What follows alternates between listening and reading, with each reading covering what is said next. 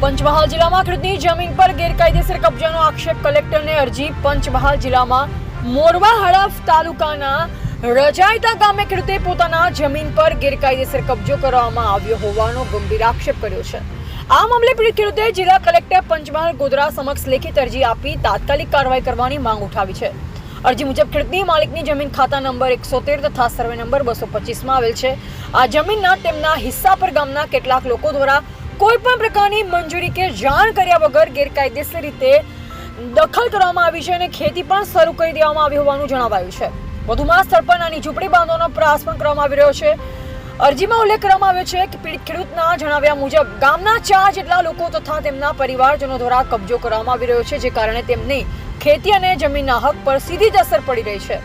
મામલો ગંભીર બનતા અરજદારે જિલ્લા વહીવટીતંત્રને ગુજરાત લેન્ડ રેવન્યુ કોડ મુજબ દબાણ દૂર કરાવી જવાબદાર લોકો સામે કાયદેસર કાર્યવાહી કરવાની માંગ કરી છે।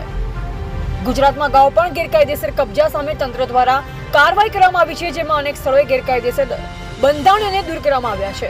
અરજદારે વધુમાં જણાવ્યું કે જો સમયસર યોગ્ય કાર્યવાહી નહીં થાય તો તે ઉચ્ચ કક્ષાએ રજૂઆત કરવા મજબૂર બનશે। આ સમગ્ર ઘટનાએ ગ્રામ્ય વિસ્તારોમાં જમીન કબજાના મુદ્દે ફરી એકવાર અનેકો સવાલ ઉભા કર્યા છે। હવે જોઈ રહ્યું કે જિલ્લા તંત્ર અરજી પર કેટલી ઝડપથી અને કેટલી અસરકારક રીતે કાર્યવાહી કરે છે। Reporter Sunil Kumar, H Damor.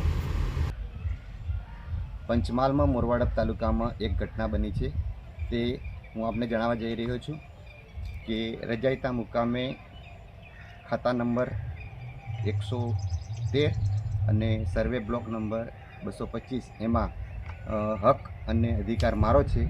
એમાં મારા 2 ક્યાયડા ખેડી નાખવામાં આવ્યા છે, તો એમના પર કાયદેસરની કાર્યવાહી કરવામાં આવે।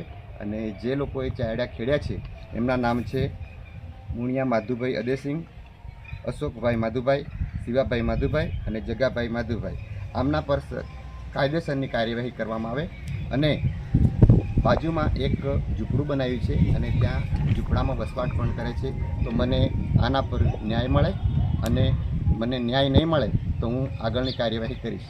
જય હિન્દ, જય ભારત, જય જય ગરવી ગુજરાત।